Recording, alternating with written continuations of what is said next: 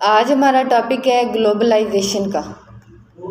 Globalisation, عالمگیریت اور globalisation. 133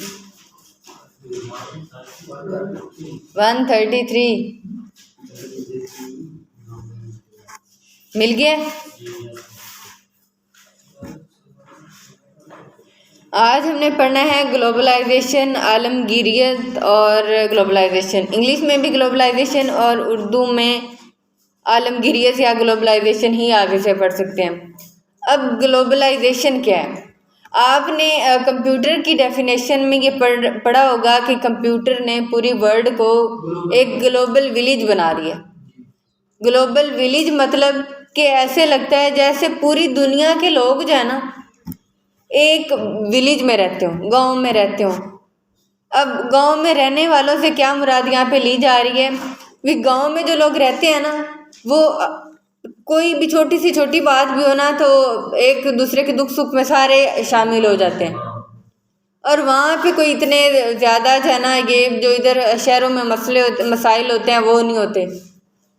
مطلب کہ ایک دوسرے کا وہاں پہ لوگ خیال رکھتے ہیں، تھوڑا سا فاصلہ ہوتا ہے گھروں میں اور ایک دوسرے کی طرف آتے جاتے ہیں، میل ملاپ سارے جو ہے وہ ایک دوسرے کے ساتھ تعاون کرتے ہیں۔ تو اسی طرح ہی وہ کہتے ہیں کہ دنیا جو ہے وہ اب وہ پوری ایک دوسرے کے ساتھ جو ہے وہ تعاون کرتی ہے، گلوبل ولیج بن گئی ہے، ٹھیک ہے؟ مطلب کہ دنیا کے جو مختلف ممالک ہیں وہ آپس میں سیاسی، سماجی، معاشرتی یہ تمام قسم کے پہلو جو ہے وہ آپس میں ڈسکس کرتے ہیں، ٹھیک ہے؟ دنیا کے مختلف خیالات، تجاویز، مصنوعات اور سماجی پہلوؤں کے بین الاقوامی ادغام مطلب کہ میل جول، ٹھیک ہے، کہ عمل کو گلوبلائزیشن کہتے ہیں۔ ابھی پوری دنیا میں اب دیکھیں جو تجارتیں ہو رہی ہیں، جو یہ وہ ٹور پہ جاتے ہیں PM وغیرہ، تو یہ سارے اسی وجہ سے ہی جا رہے ہیں کہ دنیا جو ہے وہ ایک دوسرے کے ساتھ مل کے کام کر رہی ہے، سارے ممالک ایک دوسرے کے ساتھ مل کے کام کر رہے ہیں اور وہ اپنی چیزیں بھی شیئر کرتے ہیں، مطلب ادھر سے منگواتے بھی ہیں اور ادھر سے بھیجتے بھی ہیں، اور سارے اپنے معاملات بھی کچھ ڈسکس کیے، جب پھر یہ جائیں وہاں پہ کچھ اپنے کیے کچھ ان کے سنیں، ٹھیک ہے؟ تو یہ ہر لحاظ سے دونوں ممالک کے درمیان، یا دونوں ممالک نہیں سوری پوری دنیا کے درمیان جو یہ تجارت ہے یا اس ٹائپ کا جو سسٹم ہے اسے ہم کہتے ہیں گلوبلائزیشن، ٹھیک ہے؟ گلوبلائزیشن کی سمجھ لگی کہ یہ کیا ہے؟ کہ دنیا کے ممالک جو ہر لحاظ سے ایک دوسرے کے ساتھ تعاون کر رہے ہیں، اس چیز کو ہم کہتے ہیں گلوبلائزیشن۔ اب وہ چاہے سیاسی معاملات ہوں، سماجی معاملات ہوں، یا کوئی مصنوعات ہیں یا تجاویز ہیں یا خیالات ہیں۔ اب دیکھیں ایک ملک اگر کوئی چیز وہ ڈسکور کرتا ہے، پہلے خود یوز کرتا ہے پھر دوسرے ممالک کو بھی دیتا ہے، ٹھیک ہے نا؟ تو اس قسم کے جو ہے وہ سارے معاملات لوگوں تک بھی پہنچائے جاتے ہیں، دوسرے ملکوں تک بھی پہنچائے جاتے ہیں، تو یہی تو ہوتا ہے گلوبلائزیشن، بھی ایک دوسرے کے ساتھ کی مدد کرتے ہیں۔ اب ہم نے یہ پڑھنا ہے کہ گلوبلائزیشن کے فوائد کیا ہیں۔ بھی جب سارے ممالک ایک دوسرے کے ساتھ مل جل کے کام کریں گے، ایک دوسرے کے ساتھ تعاون کریں گے، تو اس کا فائدہ کیا ہوگا؟ دوسرے ملکوں کو اس کا کیا فائدہ ہے بھی اگر سارے ممالک ایک دوسرے کے ساتھ تعاون کرتے ہیں تو؟ سب سے پہلے ہے تجارت خارجہ۔ تجارت خارجہ کہ ہم آزادی سے تجارت کر سکتے ہیں۔ خارجہ مطلب ایک تو تجارت ہوتی ہے جو اپنے ملک کے اندر رہ کر کی جاتی ہے، اور ایک تجارت ہوتی ہے جو دوسرے ملکوں کے ساتھ کی جاتی ہے۔ تو اس گلوبلائزیشن کی وجہ سے ہمیں وہ تجارت کا موقع ملتا ہے کہ ہم دوسرے ممالک کے ساتھ جب چاہیں تجارت کر سکتے ہیں، مطلب کہ کوئی پابندی نہیں ہوتی، ہم تجارت کر سکتے ہیں، جس سے تجارت خارجہ کے حجم میں اضافہ ہوتا ہے۔ بھی اس وجہ سے تجارت خارجہ میں اضافہ ہوتا ہے کیونکہ کوئی پابندی نہیں ہوتی۔ ہاں یہ ہے کہ اگر کسی ممالک کے درمیان کوئی لڑائی جھگڑا ہو جائے تو پھر وہ پابندی لگا دیتے ہیں کہ اس ملک نے ہمارے ساتھ تجارت نہیں کرنی، لیکن ہم باقی ملکوں کے ساتھ تو کر سکتے ہیں نا تجارت۔ اور اشیاء کی قیمتوں میں بھی استحکام ہوتا ہے۔ اب اشیاء کی قیمتوں میں کس طرح استحکام ہوتا ہے؟ وہ اس وجہ سے ہوتا ہے کہ اگر ہم ادھر کوئی چیز مہنگی بن رہی ہو اور کسی کو کوئی منوپلی وہاں پہ لے لیتا ہے، مطلب کہ اجارہ داری ہو جاتی ہے کہ وہ کہتا ہے کہ بس میں ہی اس چیز کو بنا رہا ہوں، تو قیمتیں وہ زیادہ کر دیتے ہیں۔ لیکن پھر کیا کیا جاتا ہے، دوسرے ممالک سے چیز وہ منگوا کے تو اس کی رسد کو پورا کیا جاتا ہے اور قیمت استحکام میں آ جاتی ہے، مطلب کہ برابر ہو جاتی ہے، بہت نہ زیادہ بڑھتی ہے نہ کم ہوتی ہے۔ اس کے بعد ہے صنعتی ترقی۔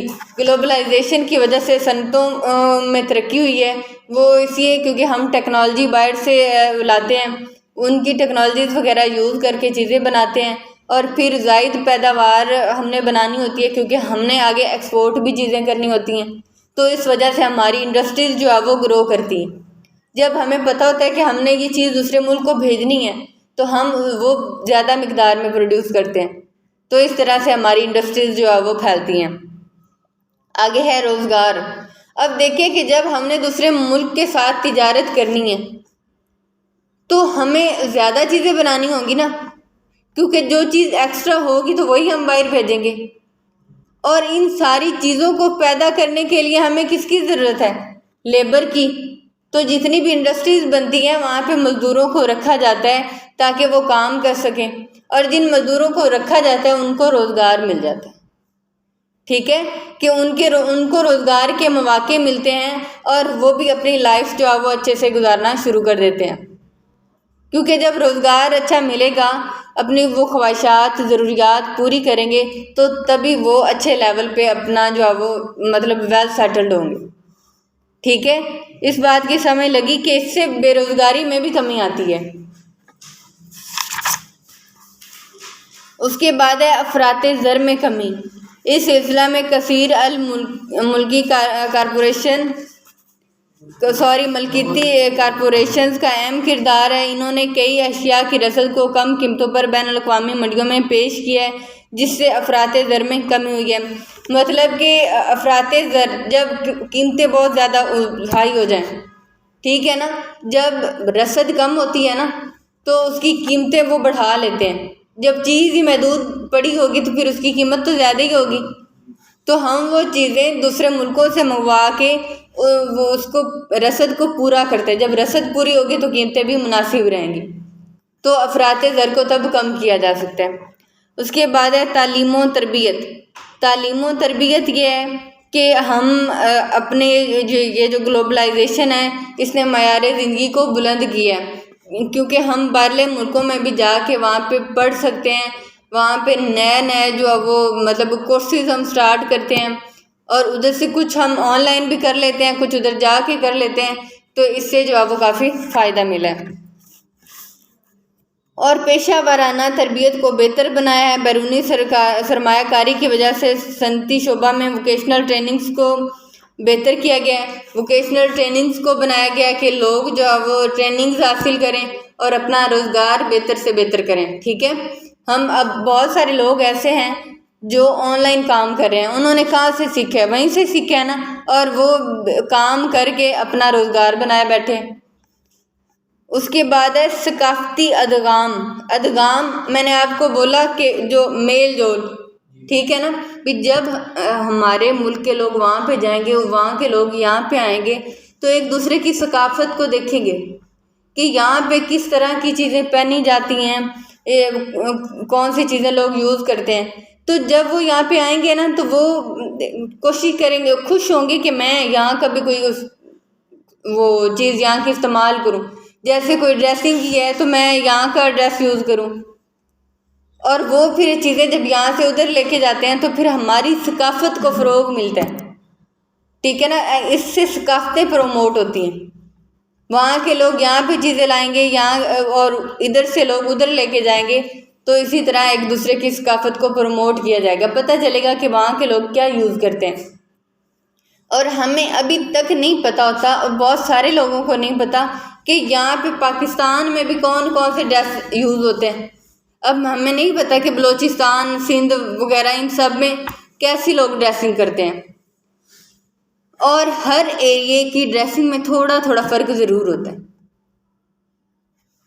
تو جب وہاں پہ جائیں گے تو تبھی پتہ چلے گا نا کہ لوگ وہاں پہ کیسے رہتے ہیں، کیسے زندگی گزارتے ہیں، کیسے کھاتے پیتے ہیں، کیسے پہنتے ہیں۔ اس کے بعد ہے معیار زندگی۔ گلوبلائزیشن کی وجہ سے جو ترقی پذیر ممالک ہیں ان کے معیار زندگی میں بہتری آئی ہے، ان کو بہتر خوراک، صاف پانی اور اچھی تعلیم میسر آتی ہے۔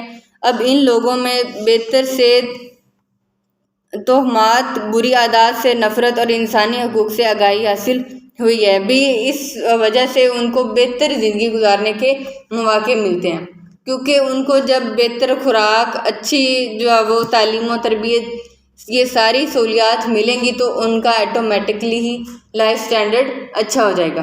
ٹھیک ہے، یہاں تک کی آج پڑھنا ہم نے۔